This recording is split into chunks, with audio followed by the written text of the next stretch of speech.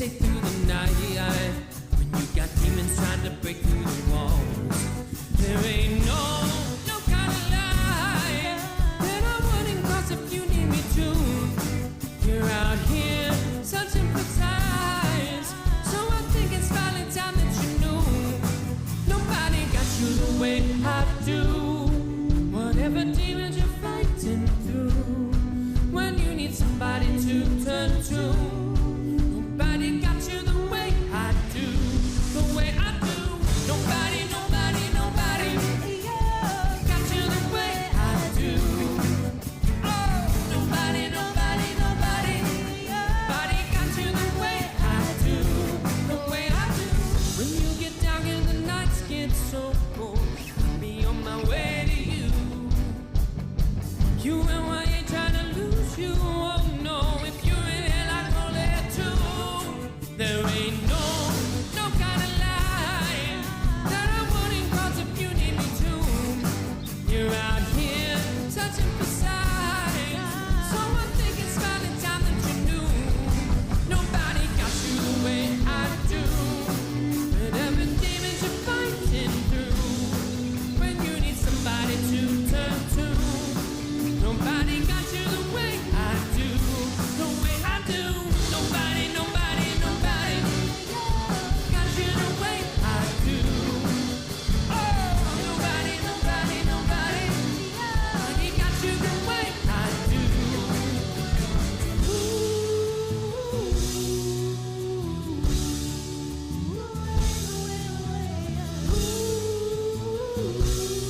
Nobody got you the way I do.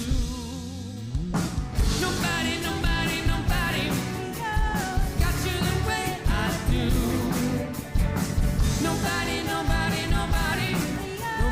got you the way I do, the way I do. Nobody got you the way I do.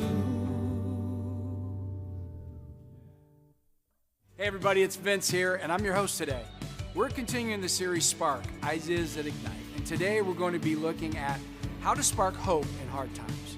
Before we dive into that, we'd love to connect with you. So I want to ask everybody to take your device out, scan the QR code, and take a moment to let us know who you are, whether you're here every week or if it's your first time with us. We'd love to hear from you. Now, some super exciting ways to connect outside the weekend service that I want to tell you about.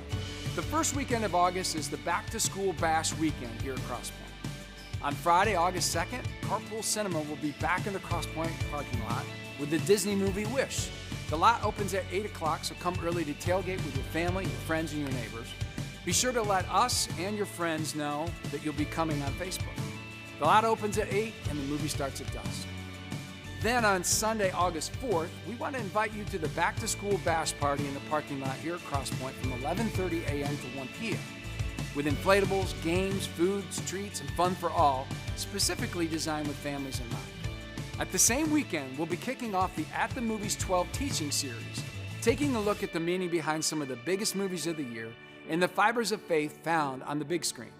Kicking off the series with a look at the movie Wish. One of the best parts about this series is the free movie tickets. That's right, you heard us. All first-time guests and those who bring them are taking home some free movie tickets. So, invite a friend, a neighbor, a coworker to join any of our in-person or online services, and they get free movie tickets, and you do too. For those of you in our online spaces, this is a great opportunity to connect in person and have some fun with the Cross Point community. Cross Point Student Ministries is kicking off the school year with an amazing event called The Chase, which begins on Sunday, August 11th.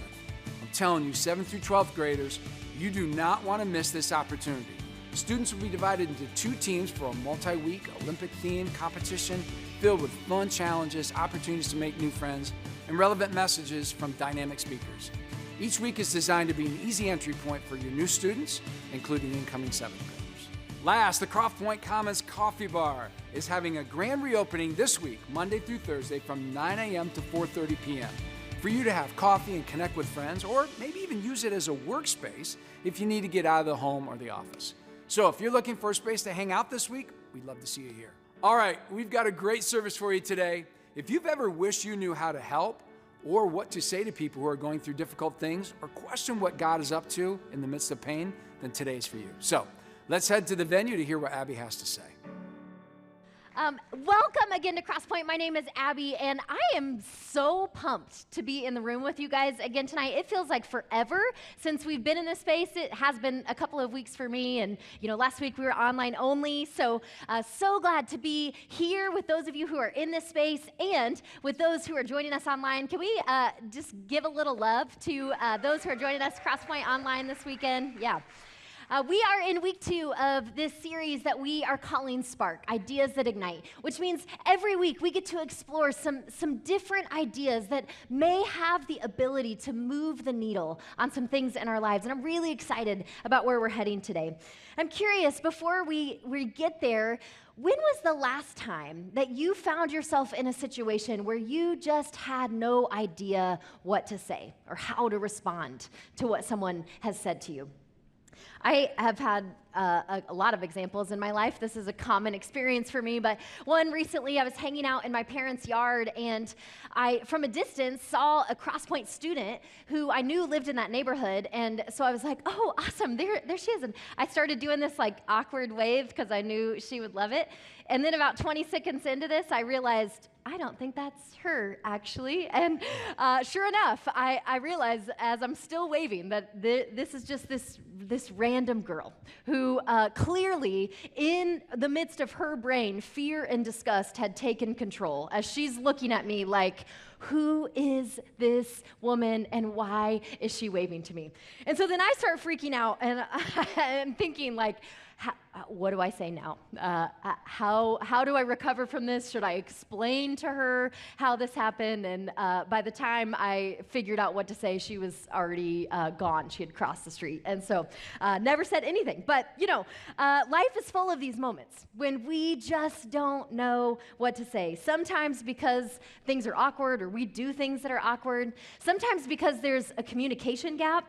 One time my husband and I were going through a Taco Bell drive-thru, and Brock decided to pay in cash, which he doesn't normally do. And so we get around, we get our food, and then before we leave, the guy in the window reaches out his hand like this.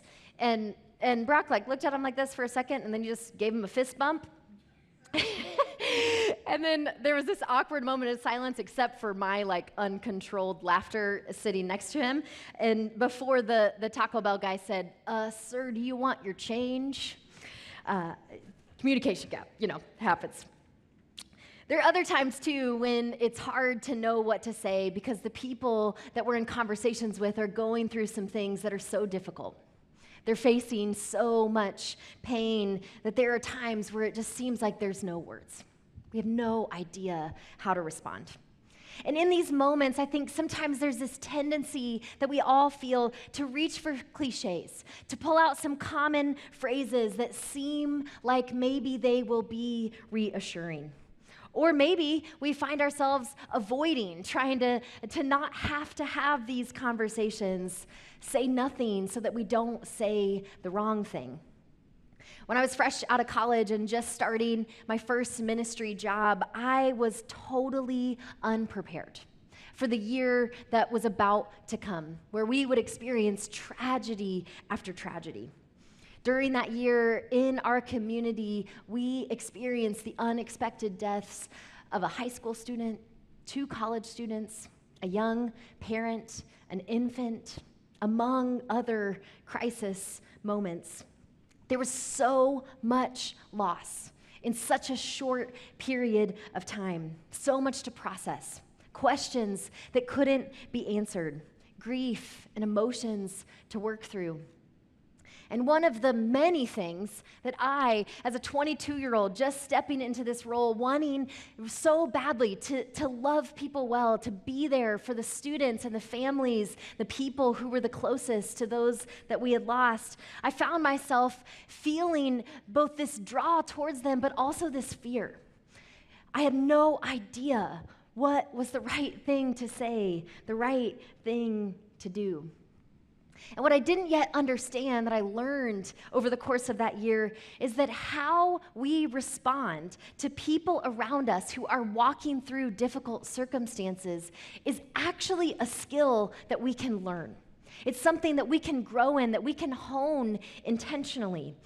It's not something that's automatic for most of us, and yet we feel like it should be, and so we don't talk about this all that often. But I think that this is a skill that actually has the potential to spark so much change, so much hope in our relationships, in our community. And so what we're going to do today is we're going to get really practical about what it looks like to show up for people well, to love them in the midst of hard times. Because this is something that we all experience. You probably are right now. Maybe you already have someone on your mind or a list of people that you're thinking about in your life who are going through something difficult right as we speak. I think this conversation especially matters for us, for Crosspoint. And here's why. If you've never been here before, if you're just checking out Crosspoint or checking out church, what you need to know about us is that this is a place that was designed to be different than a lot of other churches that you might walk into, where you can explore faith at your own pace, where it really is okay to not have it all together. This is a place where people who have given up on church but have not given up on God can find a safe place to belong, to heal, to grow. And we're really serious about that. And here's the hard reality where I think we actually have a very unique opportunity, is that we live in a community, we live in a city, in a country that is full of people who have walked away from church or walked away from faith because of things that well-meaning people have said to them in their own moments of crisis, tragedy, in response to their questions or their pain. In her book, Searching for Sunday, the author Rachel Held Evans wrote about how she received so many letters from people with stories like this. And she said, what she heard over and over again is that when they bring their pain or their doubt or their uncomfortable truth to the church, what happens is someone immediately grabs it out of their hands and tries to fix it, tries to make it go away. Bible verses are quoted, assurances are given, plans with 10 steps and measurable results are made. And with good intentions tinged with fear, Christians scour their inventory for a cure. But I love this. There is a difference between curing and healing. And I believe that the church is called to the slow and difficult work of healing. We're called to enter into one another's pain, to anoint it as holy, and to stick around no matter the outcome. Truthfully, I love this vision of what the church should be about, and I'm so glad to tell you that this has been my personal experience here. My family and I have been at Crosspoint for the last 2 years or so, and I really have found this to be a safe place to heal. And I'm so grateful for every one of you who have been a part of that process, many of you in ways that you don't even know. And I know I'm not the only one. I could tell you a lot of stories that are not mine to tell. And I want this for every person who walks in our doors, for every person who tunes in with us, for everyone that one of us is in some way connected to. Now, I'm not at all claiming to be an expert on this topic. I fumble this all the time. I still regularly get it wrong. But the reason that we're leaning into this today is because I do get really excited about what could be sparked if we all got intentional about getting really good at caring for people. Imagine what could happen in your family, in your relationships, in your friend circles, in our community. And so that's where we're headed today. There's this author and professor at Duke University named Kate Bowler, and I followed a lot of her work for a while now, but this summer I finally read her most popular book. And this is the title of the book, Everything Happens for a Reason, and Other Lies I've Loved. In it, she tells the story of finding out that she had stage 4 colon cancer at the age of 35, right after landing her dream job, right after giving birth to a long-awaited for newborn son. And she tells the story of how this journey sent her to this place where all of these beliefs that she didn't even realize she held started to unravel. That she started to rethink these ideas that she'd held about how she could somehow control her life with just enough determination, with a positive attitude, with the right formula of faith. It's a fabulous book. And though I will say I would not recommend reading it in public. I read it on the plane on the way to Florida with some of our CSM students and was kind of just like lost in the book, wasn't being super aware, and all of a sudden I looked over and realized that they were very concerned for my well-being because I was just sitting there weeping. And so you might want to, read it at home, but I don't cry often, but this one got me. So in this book, one of the things that Bowler does is she describes 3 types of responses that she received from people who were reaching out in the wake of her diagnosis, which at the time she thought was terminal. All of these responses, she says, were well-intentioned. All of them came from people who really were trying to love her and care for her well.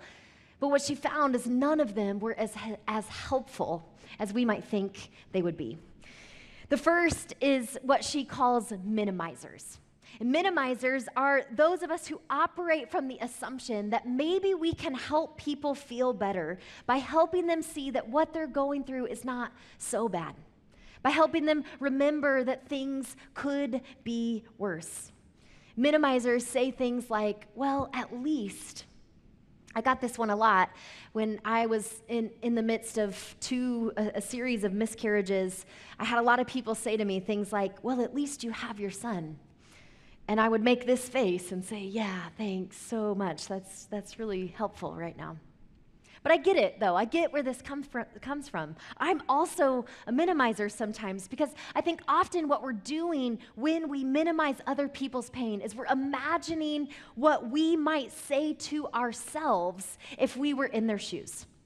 And the truth is, sometimes it's really helpful for me to put my pain to think about it through the lens of a larger perspective.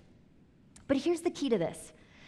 Just because this is a helpful internal practice does not mean that it's helpful for me to offer this to other people. The second category of people that Bowler identifies are teachers. Teachers are people who have Googled things and are now ready to offer you all of the helpful information they have learned that you did not ask for. Teachers focus on how the person who is suffering might be able to learn or gain from what they're experiencing. And again, I wholeheartedly believe that everything that we go through in life is the raw material for growth if we allow it to be. But the trick here is that it is not my job to offer what lessons I think might be able to be learned to a person who is in the middle of a tragedy. The third category of people she identifies are the solvers. And solvers are similar to teachers, but they take it a step further with offering a series of possible solutions. Solvers say things like, you should try fill in the blank, or have you heard about this? Or stay positive, your attitude determines your destiny. I didn't realize how often I am a solver until I realized that I have this friend who has this very distinctive face that she makes when what she's thinking in her head is, please stop offering me solutions that I didn't ask for. I first noticed her making this face to other people, and then I started noticing her make the face to me. And I don't even know if she knows that she does this, but it's been very helpful self-awareness. So I hope you have a friend like that. But here's the thing with all of these. I'm not trying to call anybody out. I'm telling you, I do all of these things too. It's natural and normal to do these, which is why I think it's so important for us to stop and think about them, to begin to notice and name our go-tos. And then to go further with the question, okay, if not that, then what? What do we do? What do we say when someone around us is facing a tragedy? When their world is unraveling as they know it? I want us to look at one instance when Jesus was faced with this very question. It's a story that we find recorded by John, who was one of Jesus' closest friends and later wrote down one of the 4 accounts of Jesus' life. And I have to give a little disclaimer. This is a big story. There's a lot going on here. And there's a lot of things that are actually pretty mystical, that may seem hard to believe or may seem confusing. This is the story of one of Jesus' most dramatic miracles, when he raises a dead man back to life. When Jesus makes the claim, "I am the resurrection and the life." But we actually aren't going to unpack any of that. All of that is a story for another day, because there is another layer of what is happening here in this encounter that often gets missed in the drama of the bigger story. And this is what I want us to focus on this human level of how Jesus responds to people who are in pain. John sets the scene by introducing us to that there was this man named Lazarus who is sick. And his sisters, Mary and Martha, send word to Jesus to update Jesus that their brother is not doing well. And then we learn a couple of important details. First, we learn that Jesus loved these people. And not just in the generic way that Jesus loves everyone, but they had this particularly unique connection. These are some of Jesus's closest friends. They're among his inner circle. We also learn pretty early on that Jesus already knows that death will not be the end of the story. In fact, when he hears the news, the first thing he says to his friends who are around him is that's not where this is headed. And then a couple of days later, Jesus says to those same friends, "Hey, let's go to Judea. Let's go to Bethany." And their response was, "Are you kidding me? Do you not remember how when we were just there a little while ago, you made people so mad that they ran us out of town? They were literally trying to kill you. Why, Jesus, would we go back there?" And Jesus responds with some kind of riddly things at first, and then he gets to the point. He says, "We have to go back because our friend Lazarus has died." To which they had to be thinking, like, didn't you just confidently say 2 days ago that he wouldn't die? What's going on here? The only response that John actually records for us is from Thomas. And this is one of those instances, I feel this way often, but where I so wish we had some clues on what tone of voice was being used. Because this is what Thomas says. He says, "Let us also go that we may die with him." And we don't know for sure, but my guess is there's some bit of sarcasm here. The Thomas is like, "Yes, great idea, Jesus. Let us also go so that we may also die with Lazarus." But they do, they go. Despite the risk of danger, despite what it may cost them, they follow Jesus' lead and they show up for their friends. And John tells us when they arrived, they find that Lazarus had already been in the tomb for 4 days. And other people had beat them there. There was this group of people who had already shown up to be there for Mary and Martha. And then we read how separately both of the sisters, Martha and then Mary, approached Jesus. And what's so interesting is that even though these are 2 different encounters, they both say the exact same thing. The first words out of their mouth to Jesus are, "Lord, if you would have been here, my brother wouldn't have died." It's the same thing that many of us in this room have expressed to God at one point or another. The same thing that perhaps the people in your life who are suffering right now, the people who have been coming to your mind, what they might be thinking. God, if only you had been here. This never would have happened.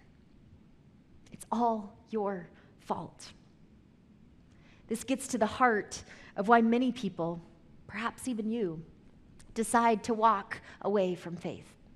When we face circumstances and tragedies that make us think there's no way that there could be a loving God if this has happened. if you had been here. And then Jesus replies, hold on, let me explain to you why suffering exists in the world. No, it's not what he says. He says, don't worry, everything happens for a reason. No, not that either. He says, well, at least you had so many good years for him. Aren't you grateful for the relationship that you had with him? No. Jesus doesn't say any of those things. He doesn't say anything like that. John tells us that when Mary came and fell at Jesus' feet and said, if you would have been here, my brother wouldn't have died. What Jesus does is he sees her weeping. He sees the people all around her weeping, and he's deeply moved. He's greatly disturbed. If you've ever wondered how God feels when you are hurting, Jesus shows us right here. This is how God responds. When we are suffering, God is deeply moved and greatly disturbed. Anytime we see compassion, we are seeing a picture of what God is like. Anytime we find ourselves moved with compassion because of the pain that someone else is experiencing, we are getting a taste of what God feels for every one of us. The story goes on. Jesus asked them, where is he? Where have you laid him? And they said to him, Lord, come and see. They take him to Lazarus' tomb. And the next verse is the shortest verse in the entire Bible. Now, chapters and verses were not part of the original text. They were added much, much later to help us kind of find our way and make it easier to find things. And sometimes, to be honest, where they decided to put different verse breakdowns or chapter breakdowns makes little to no sense. Like, it's like right in the middle of a sentence, right in the middle of a thought. But here, I think whoever decided that these two words held so much weight that they needed to stand on their own was actually spot on. John tells us that as Jesus stood in front of Lazarus' tomb, Jesus wept. Even though he knew there was hope, even though he had already proclaimed that this would not be the end of the story, even though it was completely unacceptable in their culture for a man, especially a rabbi, to show this level of emotion, this public display, even though Jesus knew that just a few minutes later, Lazarus would walk out of that tomb, still, Jesus weeps. He's moved by their pain, by his love for them. It's wild.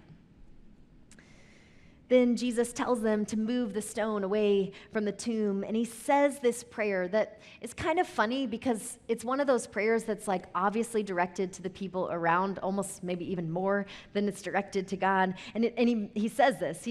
John tells us, Jesus looked up to heaven and he prays, Father, thank you for hearing me. You always hear me, but I'm saying this out loud for the sake of those who are standing here, those who are listening, so that they will believe you sent me. This is so important. Jesus is highlighting, he's making sure that no one misses that he is there. He has come to earth to represent God for us, to show us what God is like. And if Jesus was sent to show us the heart of the Father, then we can rest assured that in our pain, God is there, weeping with us. Even if we are in the middle of blaming him, that God weeps with you in your sorrow, just like Jesus wept with his friends and for his friend. A little while later, after Jesus' own death and resurrection, he brings this whole idea up again, and he takes it a step further. He says, as the Father has sent me, so I am sending you. See, just as Jesus came to embody who God is, to give us a flesh and blood example of what God's love lived out looks like, so we too are meant to be sent out to live as reflections of the heart of God. And I think part of what Jesus is trying to help us see in this moment is that people in the midst of tragedy don't need us to show up with silver linings. We need each other to show up with compassion. We need people to sit with us, to see us, to listen, sometimes even to weep with us. A few years ago, Brené Brown talked about her journey back to faith after walking away for some time, and how this story of Jesus weeping for his friends was pivotal for her. Check this out.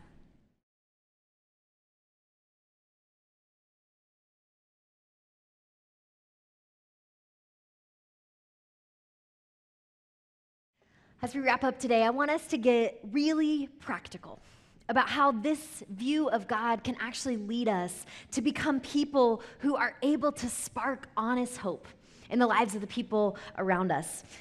And to look at what we can offer, much like Brené describes her mom doing for her in that story. How we can offer hope in a way to people that just might change everything. A couple of tangible ways that we can mirror what God offers us the next time we encounter someone who's in the midst of a crisis. The first is we can show up. This is simple, of course, it's pretty obvious, but it takes courage. It takes intentionality. It takes being willing to be inconvenienced. I'm so thankful for the people in my life who have done this in the moments when I needed a reminder that I was not alone the most. And I bet you are too.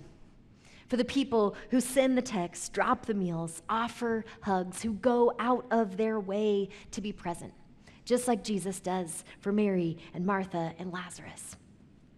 Another thing we can do is to be intentional with our words. It's almost always better to say something instead of saying nothing. But there are some things we can say that are better than others. And so next time you find yourself in a situation where you're like, I'm not sure what to say, steal one of these lines. I love this tool from Kate Bowler. You can find it on our website with a download, or you can take a picture now, save it for later. There's so many helpful switches here. Things like when we're tempted to promise someone that things will get better when the truth is we have no idea if that's true or not. We can try instead, oh wow, that sounds so hard. Instead of making a guess about why something has happened, instead we can just be honest. I wish I knew the right words, and I'm here for you. I'm on your team. Instead of comparing their pain to something that we've experienced, we can try instead, would you like company? Is there anything that I can pick up for you? Is there anything that I can bring you?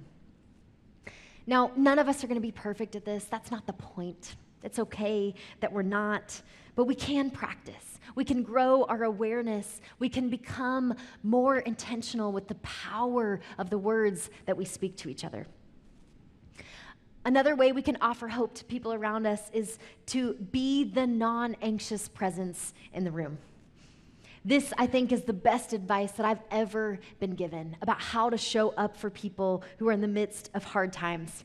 I'll never forget, it was in that year of tragedy after tragedy, early on, one of the older pastors that I worked with looked me in the eye and he said to me, listen, 90% of your job is to be the non-anxious presence in the room. And I was like, what? That's got to be more complicated than that. But our team would remind each other of this so often in that season that it's become my default. Anytime I find myself in a conversation with someone who's struggling, grieving, going through something terrible, and I can't tell you the number of times that choosing this has led to me getting to witness some really profound moments of God working in people's lives. Now, being the non-anxious presence in the room does not mean that we don't feel any fear, that we don't feel any anxiety. It means that we make a decision that we're going to deal with our own feelings somewhere else, sometime else, so that in that moment, we can offer the person in front of us a peaceful presence.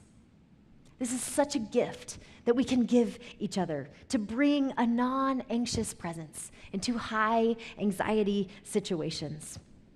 You may be so amazed at what happens when you do. One more thing I'll offer that we can do when we're showing up for people in crisis, and really this is more of a long-term one, is don't forget to remember. My friend Mandy has this habit of ending funerals that she's leading by telling people to take out their phones and to mark some dates in their calendar. Birthdays, anniversaries, holidays, all of the days over the coming year that might be tender and difficult in new ways for the people closest to the person who has just passed. And she reminds everyone how much it matters to remember. After the funeral is done, after the tragedy has subsided, after the meal train has expired, after all of those initial things have passed and people have moved on, we can give people the gift of memory.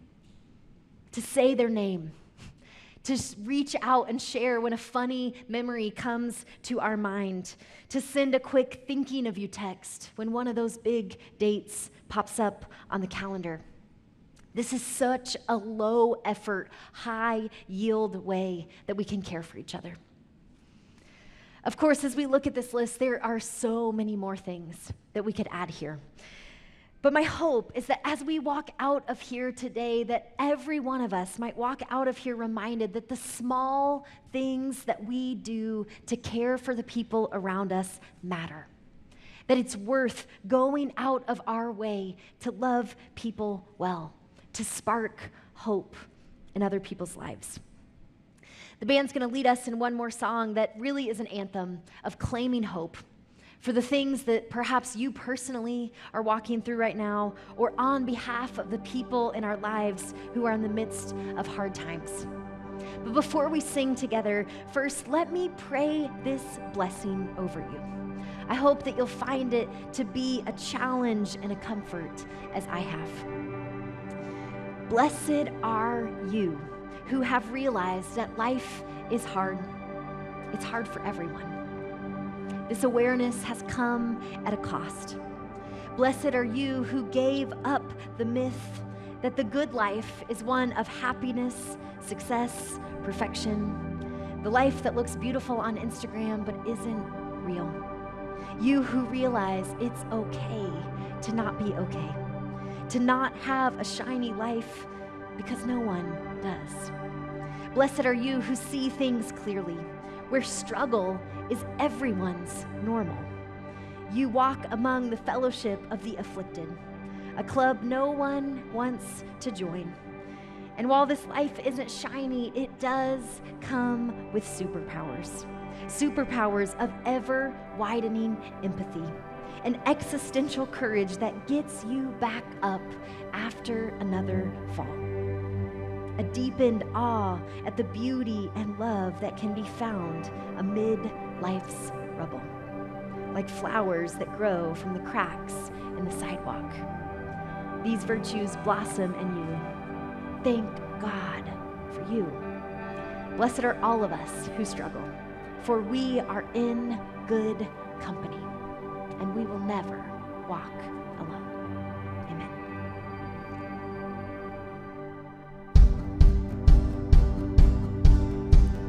I'll find a way to praise you from the bottom of my broken heart, 'cause I think I'd rather strike a match than curse the dark.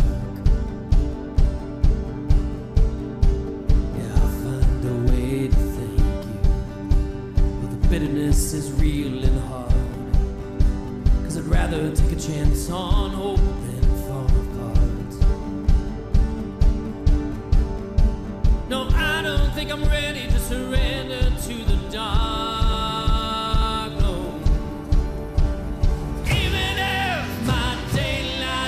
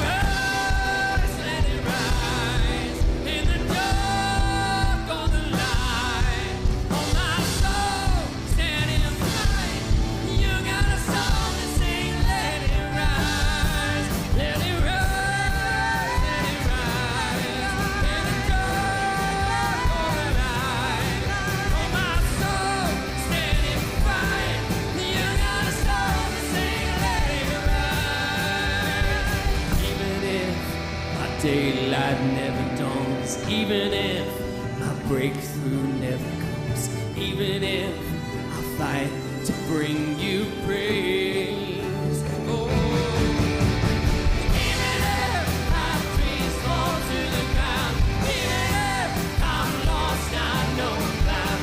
Even if my heart will somehow say hallelujah anyway.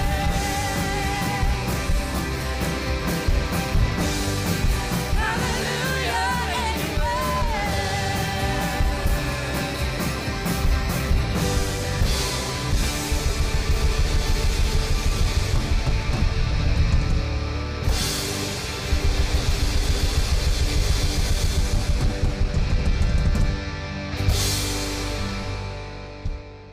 That is our prayer for you today, that no matter what comes, you'll take a chance on hope, and that you're walking away encouraged to spark hope in the way you show up for people around you this week.